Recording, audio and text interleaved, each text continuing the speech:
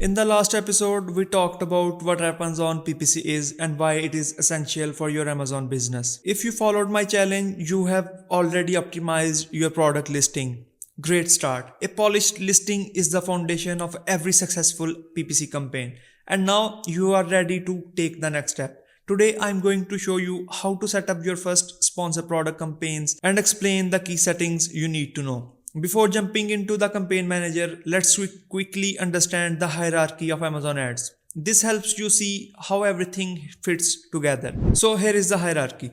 At the top level is the portfolio. This is where you can group campaigns by shared attributes. I usually group campaigns by product categories or individual products to keep things organized. And then the campaigns. Within a portfolio, you will create campaigns. This is where you manage key elements like your daily budgets, bidding strategy, and negative keywords. And lastly, the ad groups. Each campaign can have multiple ad groups. In an ad group, you will manage two key things. Product selection, choose which specific products you want to advertise, and then the targeting. Decide which keywords, ASINs or categories you want to target for your ads. Now that we have covered that, let's head over to the campaign manager and set up your first sponsored product campaigns. Once you are in your Seller Central, go to campaign manager by moving to advertising and then the campaign manager. Here, go to create campaign. And once you are in create campaign, you have three options of ads we covered in the last video: sponsor products, sponsor brands, and sponsor display ads.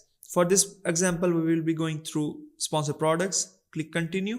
Here you will see different fields to submit. Firstly, starting with ad group name. What is your ad group name?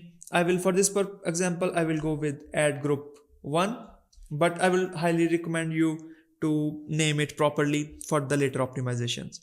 And then you will choose which products you want to run those ads on. So firstly, you have three options. You can either add your ASINs separately, or you can upload a file, or you can select from this newest first or oldest first items, or you can also search your ASIN here, whatever suits.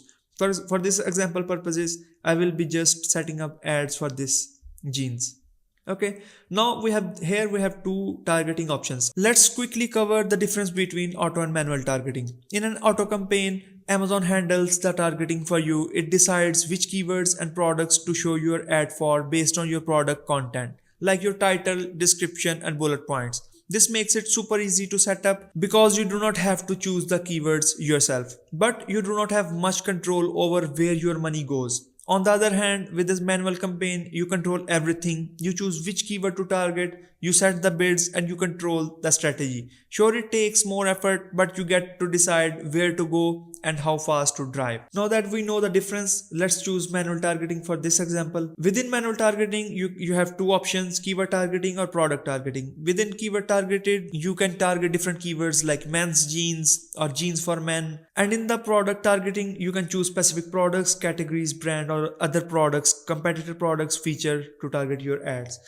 Now, since we are targeting keywords, here Amazon is showing you different suggestions based on your product. You can either go with these ones, but normally we want to go with our customized ones. So let's check box these phrase and broad. Let's phase out those. In this campaign, we will be only setting exact campaign. But if you want a keyword to be run on phrase and broad matches, which we will cover in next videos, you can go with those. But for this purpose, we will go with exact only.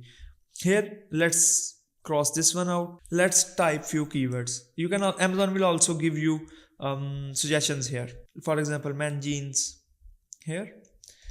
Men jeans. Let's see if we have some other examples. Relaxed fit is fine. Then men jeans. Let's see, regular fit or relaxed fit, no. Stretch, yes. And then let's go with jeans for men. You can do the keyword research in advance, but for this example, let's go with these 4 keywords, add those keywords.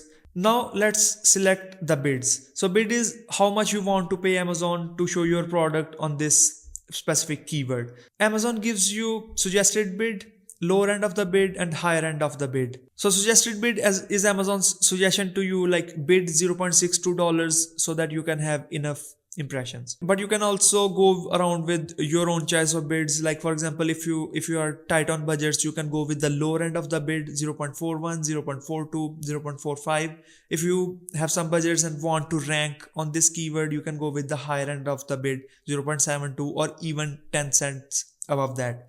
For this example purposes, we will be going with whatever Amazon is suggesting. The next step is negative keywords. Choose if you want to negate any keywords.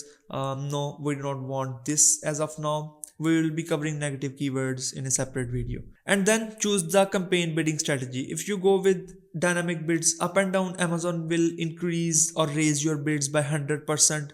Wherever Amazon feels your ads are more likely to convert. If you go with dynamic bids down only, Amazon can lower your bid wherever Amazon feels or Amazon's algorithm feels your ad is less likely to convert. Whereas for fixed bids, Amazon won't be lowering or increasing your bids based on its algorithm. For most examples, or most probably, we go with dynamic bids down only. So let's go with this one.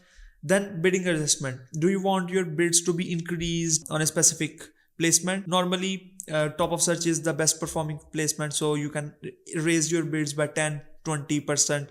But for this example, let's leave it empty for now.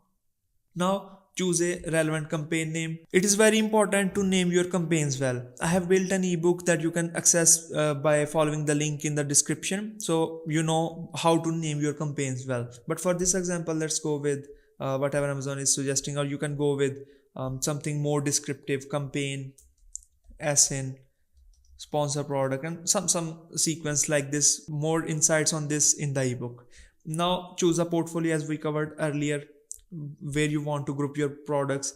Set a start date. If you want your campaigns to start running from today, select today's date. If you want your campaigns to run on a future date, select that. And the end date, if you want your campaigns to end on a specific date, select that. But for most of the time, we leave it empty. Let's select and start date today's. And daily budget. What is your daily budget? So this is how much you will be spending on this campaign per day. This is very important to set a moderate budget, not too low, not very high, to stay within your budgets. So let's go with the 30, and if we see some good performance over the upcoming days, then we will increase it. And once you are done with all this, click on the launch campaign and your campaigns are finally live.